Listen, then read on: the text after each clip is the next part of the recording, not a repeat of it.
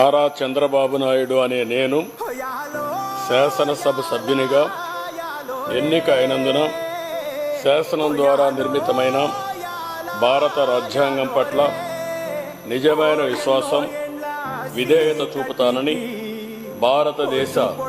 సార్వభౌమాధికారాన్ని, సమగ్రతను కాపాడుతానని,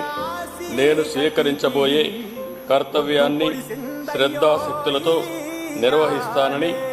దైవ సాక్షిగా ప్రమాణం చేస్తున్నాను.